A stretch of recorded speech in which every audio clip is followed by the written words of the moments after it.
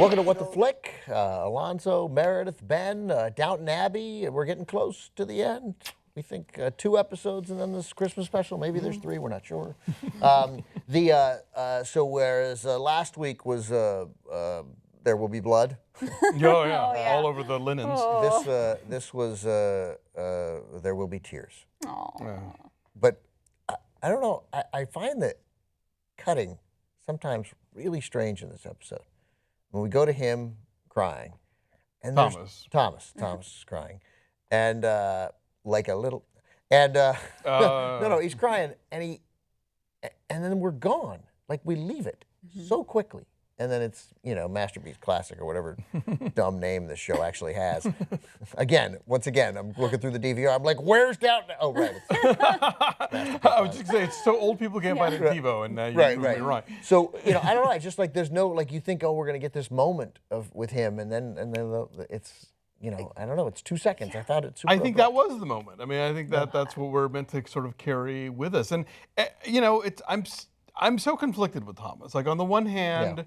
Yes, he's proven himself in a lot of ways and he deserves more credit than he gets. On the other hand, he was a real shit for a really long time.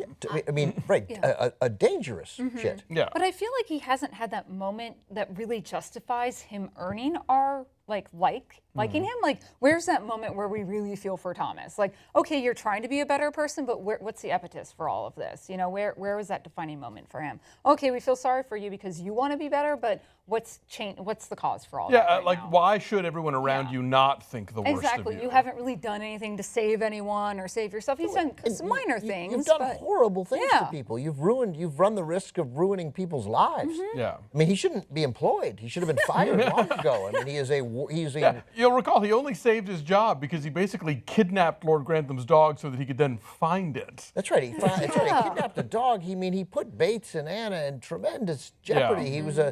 He lied. He has no business being with other people. He's not fit for the rest of us. So I get it. Now he feels bad, and now in this moment, there's actual sympathy because he hasn't lied lately, and there is unquestionably at play this aggressive homophobia affecting what is a paralyzing homosexuality to him because you can't be who you are, and that's part of the reason, of course, why he's miserable and angry because he can't go on a date and have fun and be a normal human being in those times. And so then here's Carson under the guise of being like, oh, hey, I'm one of the new guys, but I saw you dirty gay, in the room with a guy who we're trying to protect from this. That's exactly, this young innocent. So in this case, we're sympathetic to him, but you're right, it's not a person who has earned that sympathy.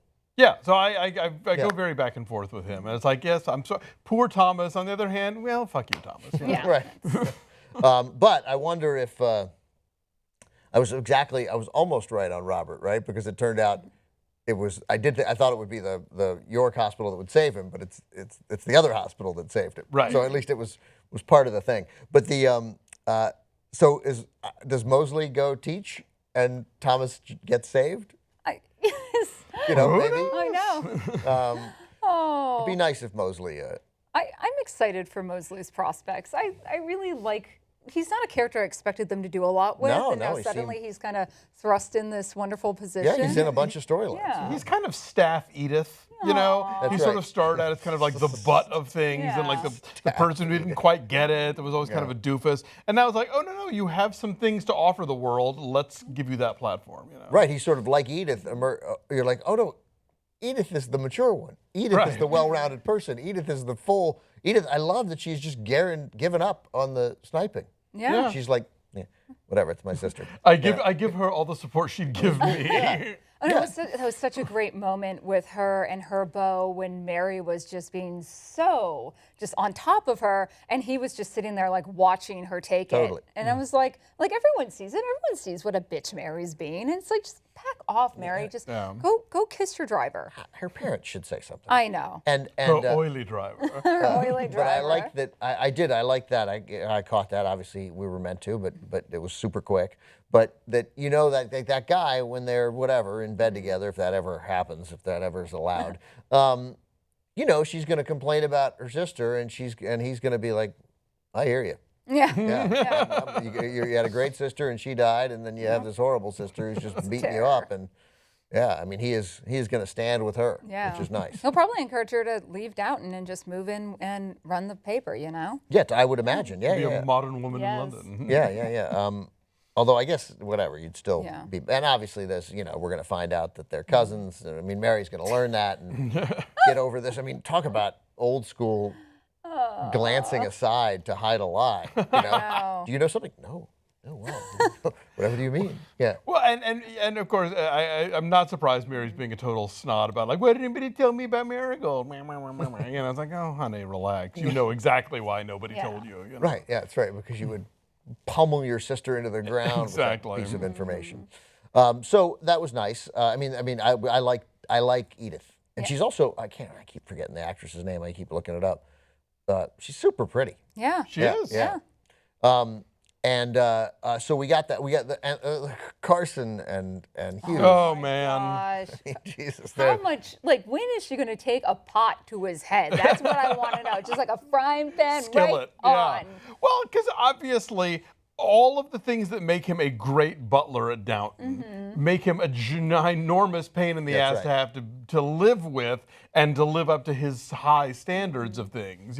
It's one thing that he wants to make sure the Grantham's table is set just so and blah blah blah. But then when it's at his own house and he's telling the wife to do all this stuff, she's like, And the whole not drinking because his lord isn't drinking. Come on. Yeah, that's just no. It's too much. And what I think they're lacking in this final season, and maybe they've always lacked it, but that there is almost no subtlety left on this show. No. Like we don't have a moment of, oh, is that did Carson mean that vindictively? No, he means it. No, it's like everything is in our face, over the top. Daisy for the 18th time. Why don't you just let him be?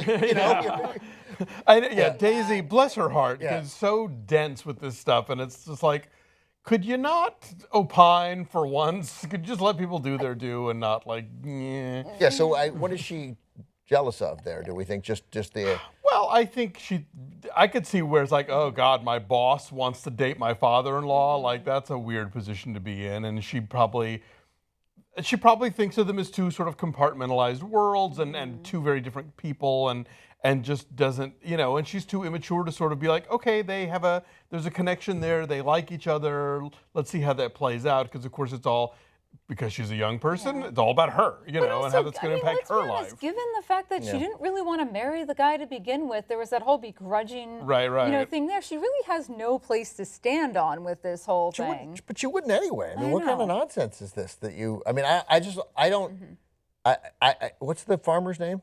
Mr. Farmer John. So he Farmer John. So Farmer John is like hers, and she loves that relationship. She obviously risked her job to fight for that relationship, and it is emblematic of her realization that what she thinks is as important as what any Crawley thinks. Yeah. And that part's nice. But then denying him and someone else you theoretically love, Mrs. Patmore, a chance at happiness. A chance at happiness. Just I don't understand it. I don't quite get where that's coming from. Well, I think in a lot of ways, especially emotionally, I think she's still kind of a child. Right. Okay. And she'll learn something from this. And I think in a lot of ways too, she's also, with her past relationship, I think she's trying to make up for that in spades right now, and that's why she's being ultra protective of him. But it's like very much like, when mommy and daddy divorce and daddy starts dating someone new, and you start having a fit about it. Well, like especially if someone new is like your fourth grade teacher or something, or his secretary. Yeah. In some cases, theoretically. But somebody who has a place in your life that's independent of his, Yeah, but somebody and I mean, it's a very common situation for children. But I think they're just beating us over the head with this whole Daisy is not an inept or an adept adult. I think that's right. It's just too much. Yeah, she does. Yeah, there's a lot of beating over the head. When it's Maggie Smith, it's funny. Sure. Yeah. Great line about how tell Cora I don't want to see it until I'm comfortable with the traitor. I was going to say, we have to talk about the hospital finally comes to a peak. Yeah. And it's just the idea of like, it's settled. They want Cora. Oh, like everyone's horrified on that one. But I didn't buy that Cora wouldn't immediately go talk to Violet. Yeah, it and, was very poorly handled. Yeah, Don't wait for the letter. I mean, I get like, no, can they get somebody else? Let's see how we can play around this. But yeah, she would be super proactive on that because she knows what a shit show would become once Cora found out, or once Violet found out about it.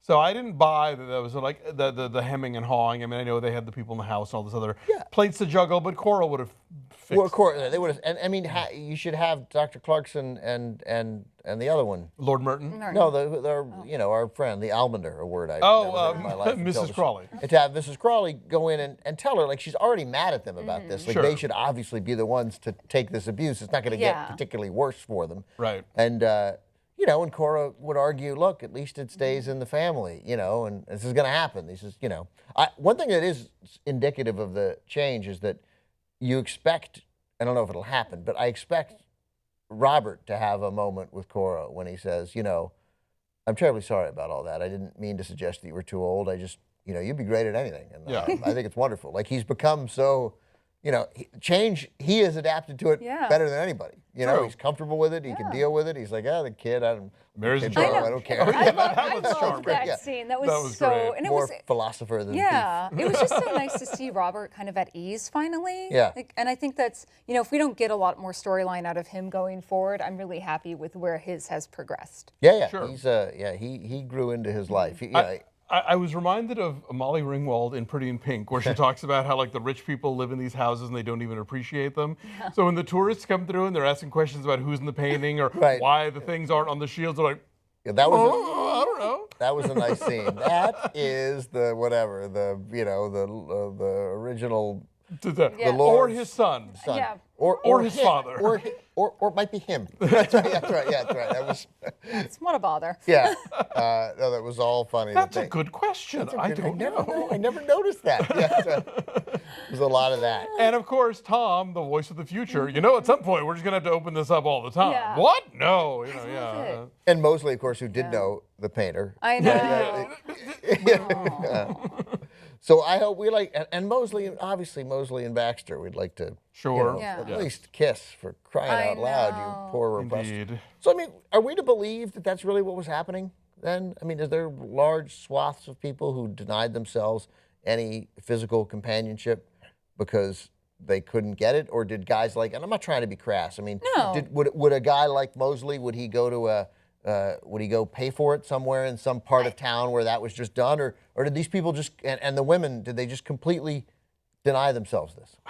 I don't know. I think I would love to hear what your take on this. I mean, my thing is I think that we overestimate our own modernity and we think that we invented all this shit. And I'm sure that people had a workaround, but it was a lot much stricter. There were a lot stricter societal rules about that sort of thing. I mean, the whole thing with Lady Mary, even as a widow, having to sneak around the whole notion of banging some guy she wasn't married to, was such a big la-di-da. So, I'm sure you go to London, and you visit a house.